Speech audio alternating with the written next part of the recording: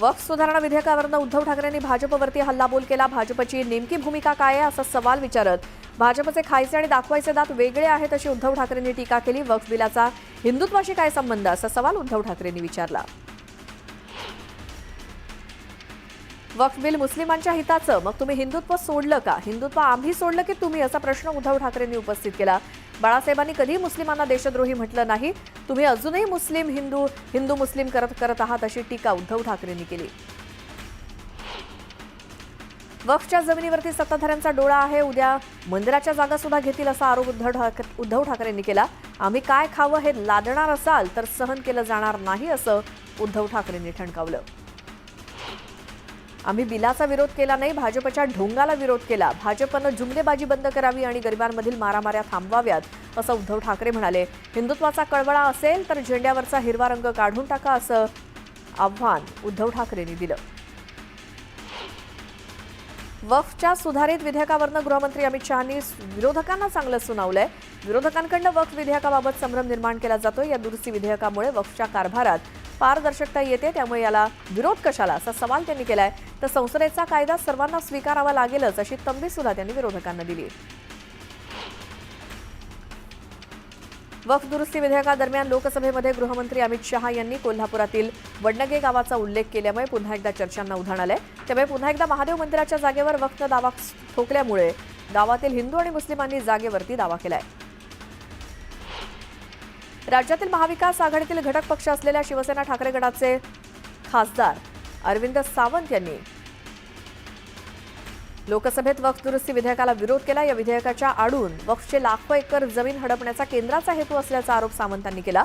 ठाकरे गटानं सभागृहात उघडपणे घेतलेल्या विरोधी भूमिकेमुळे शिवसेना शिंदे गटाचे खासदार श्रीकांत शिंदेंनी सावंत यांना टोमणे मारले।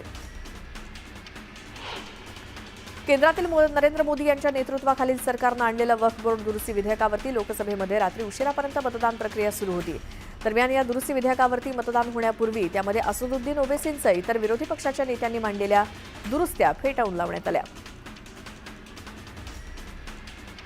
वक्फ विधेयकामुळे मुस्लिम समाजाला अनेक फायदे मिळणार आहेत, हे विधेयक समजून घेतल्यानंतर अनेकांनी त्याला पाठिंबा दिलाय। विशेष म्हणजे हिंदुहृदय सम्राट बाळासाहेब ठाकरे यांनीच या विधेयकाची मागणी केली होती अशी प्रतिक्रिया सुधीर मुनगंटीवारांनी दिली।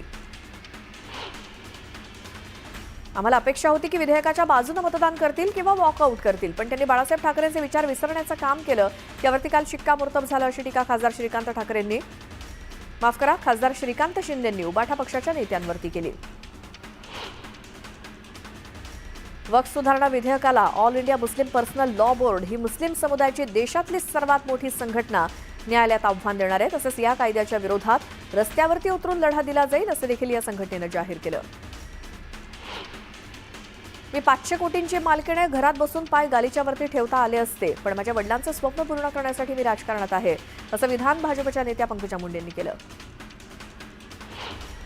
मी कधीच विचार केला नव्हता की पवार कुटुंबातली व्यक्ती बीडचा पालकमंत्री बनेल असं मोठं विधान भाजपच्या नेत्या पंकजा मुंडेंनी केलं। तर आपल्या लेकरांचे कान बाहेरच्या व्यक्तींना टोचले तर दुखत नाही असं पंकजा मुंडे म्हणाल्या। बीड जिल्हा जातपात मानणारा नाही, बीड जिल्ह्याला मी कोणाची दृष्ट लागू देणार नाही असा निर्धार पंकजा मुंडेंनी केला। स्थानिक स्वराज्य संस्थांच्या दृष्टीनं भाजप नवी खेळी खेळत आहे।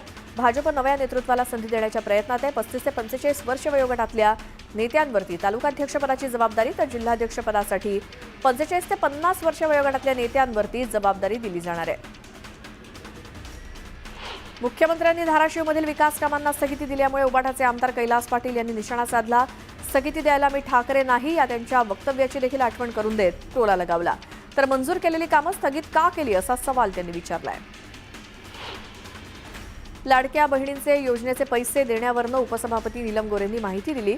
पैसे देण्याबाबत सरकार सकारात्मक आहे, मात्र लाडक्या बहिणींना 2100 रुपये जेव्हा शक्य होईल तेव्हा सरकार देईल अशी माहिती नीलम गोरेंनी दिली।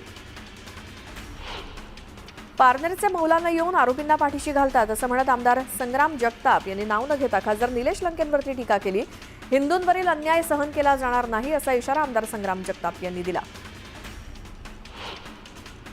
पौराणिक काळात हनुमान आणि आधुनिक काळात छत्रपती शिवाजी महाराज हेच संघाचे आदर्श असल्याचं मोठं वक्तव्य सरसंघचालक मोहन भागवत यांनी केलं। तत्वरूप काम करणारा संघ व्यक्तिवाद मानत नाही, पण जीवनामध्ये काही साकार आदर्श हवेच असतील तर पौराणिक काळात श्री हनुमान आणि आधुनिक काळात छत्रपती शिवाजी महाराज हेच आदर्श आहेत असं ते म्हणाले.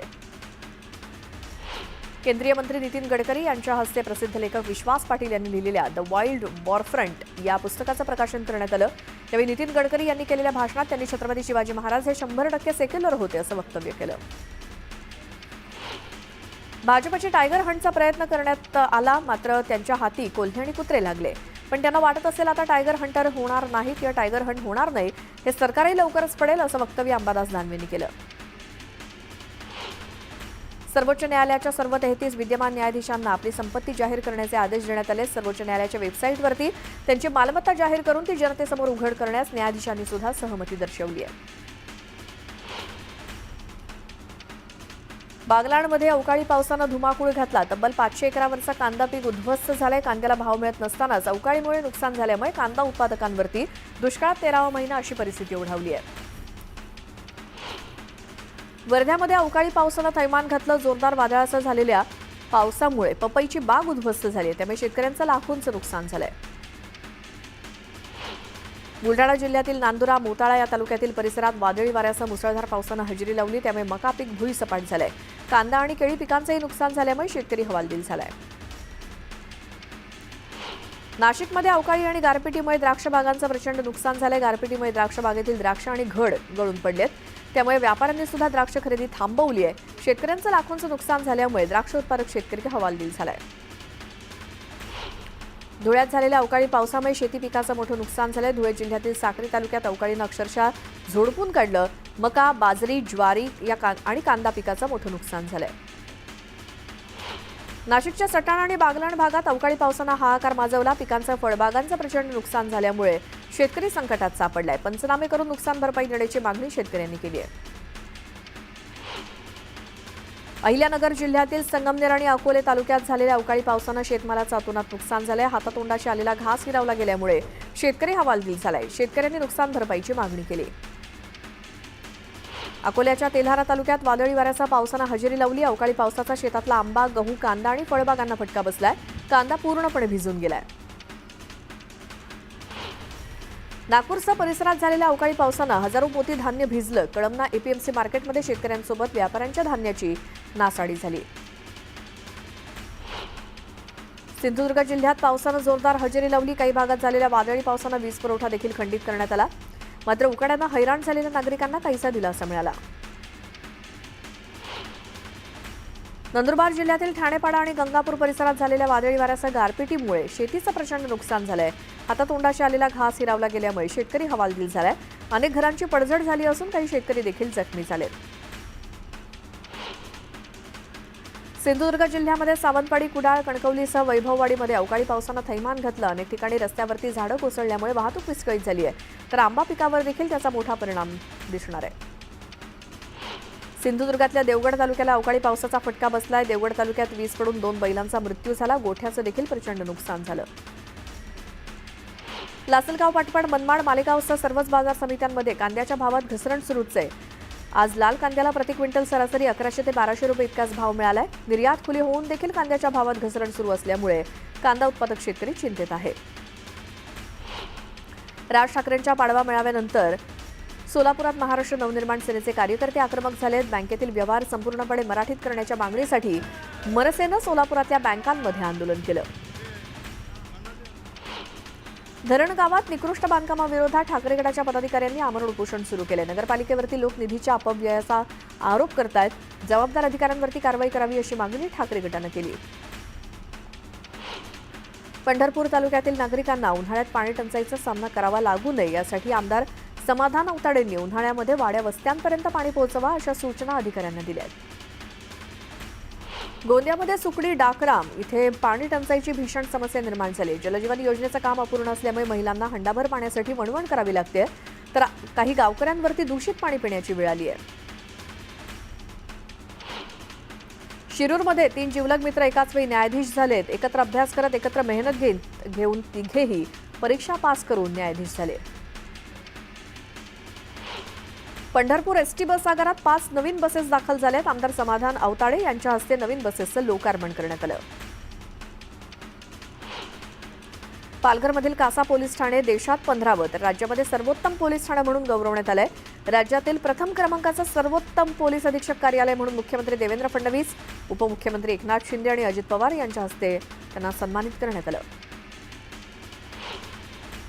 शिर्डीमध्ये नशेच्या गोळ्या आणि इंजेक्शनची विक्री करणाऱ्या आरोपीला पोलिसांनी अटक केली. त्यांच्याकडनं मेफेटर्मिन नावाचे इंजेक्शन, औषधं आणि 16 मोबाईल्स जप्त केलेत. अकोला शहरातील कौलखेड भागातील एका शाळेतल्या एका कर्मचाऱ्यानं तब्बल 10 चिमुकल्या विद्यार्थिनींचा विनयभंग केल्याची धक्कादायक घटना समोर आली आहे. महिला समन्वयकानं दिलेल्या तक्रारीवरनं खदान पोलिसांनी आरोपीला अटक केली. पावसाच्या काळात कुडाळ तालुक्यात निर्माण होणाऱ्या पूर परिस्थितीवरती मात करण्यासाठी आमदार निलेश राणेंनी गाळ उपसा मोहीम राबवली. त्याचा शुभारंभ आजपासून करण्यात आला. नद्यांमधला गाळ काढण्याचं काम सुरू झालंय. उपमुख्यमंत्री एकनाथ शिंदे यवतमाळ जिल्ह्याच्या दौऱ्यावरती आहेत. यावेळी त्यांची जाहीर सभा होणार असून वर्ध्यातनं सभेसाठी 82 एसटी बसेस सोडण्यात आल्या आहेत. सोलापुरातील मंद्रुप इथे सीतामाई तलावाचं पोकलेननं दुरुस्तीचं काम करताना तलावाचा बांध मधोमध फुटल्यामुळे लाखो लिटर पाणी वाया गेलंय. त्यामुळे शेताला तळ्याचं स्वरूप प्राप्त झालंय. जळगाव जिल्ह्यातील भडगाव एरंडोल रोडवरती भडगावजवळ रस्ता ओलांडताना एका बिबट्याचा बछडा जखमी अवस्थेत आढळला. यावेळी वनविभागाशी संपर्क साधून तत्काळ त्याच्यावर उपचार केल्यामुळे बिबट्याला जीवदान मिळालं. लोणावळ्यातील देवघर गावात कारला एकविरा देवीचा भाऊ श्रीदेव काळ भैरवनाथ यांच्या मंदिराला आकर्षक सजावट करण्यात आली. पालखीनिमित्तानं फुलांची सजावट केली आहे. माहेश्वरी समाजाचा गणगौर कार्यक्रम सर्वत्र मोठ्या उत्साहात साजरा केला जातो. अहिल्यानगर जिल्ह्यातील अकोले इथे वाजत गाजत गणगौर मिरवणूक काढण्यात आली. गोंदियात वाहतूक नियमांचं पालन न करणं नागरिकांना भोवलंय. जिल्ह्यातील 2217 वाहनधारकांचं लायसन्स 3 महिन्यांसाठी रद्द करण्यात आलंय. सिल्लोड तालुक्यातील पाणवडोद गावाजवळ दुर्मिळ स्वर्गीय नर्तक पक्षाचं दर्शन झालं. या पक्षानं सिल्लोडमध्ये 3 दिवसांचा मुक्काम केलाय. याची लोक जैवविविधता नोंद वहीत नोंद झाली आहे. अमेरिकेच्या राष्ट्राध्यक्षांनी मध्यरात्री टेरिफ रेट धोरण जाहीर केल्यामुळे मागील 12 तासात सोन्याचे दर वाढून जीएसटीसह थेट 94,000 गेले. त्यामुळे सध्या ग्राहकांनी वेट अँड वॉचची भूमिका घेतली आहे. कर्जत रेल्वे स्थानकावरील एक धक्कादायक घटना समोर आली. एका महिला प्रवाशानं रेल्वे स्थानकातील दुकानातनं वडापाव खरेदी केला. वडापाव खाताना तोंडाला फेस आल्यामुळे वड्यामध्ये साबणाचा तुकडा असल्याचं समोर आलं. या घटनेनंतर तो खाद्यपदार्थाचा स्टॉल बंद करण्यात आलाय. महाराष्ट्र राज्य परिवहन महामंडळाच्या 10 नवीन बसेसचा लोकार्पण सोहळा चंद्रपूर बस स्थानकावरती पार पडला. भाजपचे नेते आणि आमदार सुधीर मुनगंटीवार यांच्या हस्ते या बसेसचं लोकार्पण करण्यात आलं. बीडच्या माळापुरी गावातील राम मंदिरात मूर्ती प्राणप्रतिष्ठा आणि कलशारोहण सोहळा मोठ्या थाटात संपन्न झाला. सोहळ्याला संत महंतांनी उपस्थिती लावली होती. सोहळ्यात भाविकांसाठी महाप्रसादाची व्यवस्था करण्यात आली होती. संभाजी ब्रिगेड संघटनेनं आपलं नाव बदलावं या मागणीसाठी पुण्यातील शिवप्रेमी आक्रमक झालेत. आंदोलन करत शिवप्रेमींनी जिल्हाधिकाऱ्यांना निवेदन दिलं. संभाजी महाराजांचा एकेरी उल्लेख होत असल्याचा आरोप शिवप्रेमींनी केला. राज ठाकरेंच्या आदेशानंतर वाशिम जिल्ह्यातील मनसे कार्यकर्त्यांनी सर्व बँकांना इशारा दिला. सर्व बँकांनी मराठीला प्राधान्य देत फलक लावण्यासह व्यवहार सुद्धा मराठीतच करा असं आवाहन केलं. परभणीकडून गंगाखेडकडे जाणाऱ्या बसच्या स्टेअरिंगमध्ये बिघाड झाल्यामुळे रस्त्यात बस थांबवावी लागली.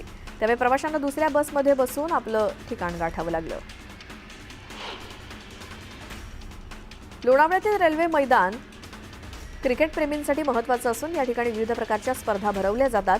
मात्र ग्राउंडच्या आजूबाजूला वॉकिंग ट्रॅक बनवण्याचं काम सुरू केलंय. त्यामुळे मैदानाचं आकारमान कमी होणार असल्यामुळे क्रिकेट प्रेमींनी नाराजी व्यक्त केली. देहू रोडच्या किन्हई गावच्या वेशीवरती बिबट्याचा मुक्त संचार बघायला मिळाला. या बिबट्यानं शेतातील वासराचा फडशा पाडला आणि त्यानंतर भीतीचं वातावरण आहे. तर शेतातही बिबट्याच्या पायाचे ठसे उमटल्यामुळे बिबट्याला जेरबंद करण्याची मागणी केली जाते. वाशिम जिल्ह्यातील फिरत्या एक्सरे व्हॅननं संपूर्ण राज्यात अव्वल स्थान पटकावलंय. क्षयरोग निर्मूलनाच्या दिशेनं महत्त्वाचं पाऊल उचलत या व्हॅननं केलेल्या कार्याची राज्यस्तरावरती दखल घेण्यात आली आहे. महाड राज्य उत्पादन शुल्क कार्यालयाची प्रचंड दुरवस्था झाली आहे. इमारत अतिशय धोकादायक असल्याचं बघायला मिळत आहे. प्रशासन इमारतीत अपघात होण्याची वाट बघतंय का असा सवाल उपस्थित होतोय. रत्नागिरीतील मायक्रो फायनान्स कंपनीच्या चुकीच्या धोरणामुळे नागरिकांना त्रास सहन करावा लागतोय. नागरिकांनी घेतलेल्या कर्जापोटीच्या हप्त्यांची जोर जबरदस्तीने वसुली केली जाते. याची तक्रार मिळताच पालकमंत्री उदय सामंतांनी आक्रमक होत कारवाईचा इशारा दिला. वेकोलींच्या नियमांची ऐसी की तैसी करून चक्क नदीच्या पात्रातच रस्ता बांधण्यात आलाय. प्रशासनाला माहिती न देता नियम धाब्यावर बसवून हा रस्ता तयार करण्यात आलाय. याची माहिती मिळताच सुधीर मुनगंटीवारांनी प्रशासनाला गांभीर्यानं कारवाई करण्याच्या सूचना केल्या आहेत. उन्हाळी सुट्ट्यांमुळे पुणे रेल्वे स्थानकावरती गर्दी झाली होती आणि त्यातच एक 3 वर्षांची चिमुकली हरवली. गस्तीवर असलेल्या आरपीएफ जवानाला ती मुलगी सापडली आणि त्यानं तिला कडेवरती उचलून धावपळ करत अर्ध्या तासाच्या आत तिच्या आईवडिलांकडे सुपूर्द केलं. अखेर 2 महिन्यांच्या प्रतीक्षेनंतर सिंधुदुर्गातील चिपी विमानतळावरनं पुन्हा विमान प्रवासी वाहतूक सुरू झाली आहे. फ्लाय 91 या कंपनीच्या सिंधुदुर्ग पुणे विमान सेवेला सुरुवात झाली. लोणावळ्यातील कार्ला एकविरा गडावरती उपमुख्यमंत्री एकनाथ शिंदे यांच्या कुटुंबियांकडून साडीचोळी अर्पण करण्यात आली. देवीची विधिवत पूजा आणि अभिषेक झाल्यानंतर शिंदे कुटुंबानं दिलेला शालू आई एकविरेला नेसवण्यात आला. चिपळूण पूरमुक्त करण्याच्या उद्देशानं जलसंपदा विभागानं मागच्या 1.5 ते 2 महिन्यांपासून सुरू केलेल्या वाशिष्ठी नदीतील गाळ उपसा मोहिमेला वेग आलाय. आतापर्यंत सुमारे 60,000 घनमीटर गाळ काढून नदीपात्र मोकळं करण्यात आलं. जालना जिल्ह्यात वीज चोरी करणाऱ्यांविरोधात महावितरणनं धडक कारवाई केली. 150 पेक्षाही जास्त वीज चोरांना दणका दिलाय. महावितरणनं 2 दिवसात तब्बल 154 वीज चोऱ्या पकडल्या.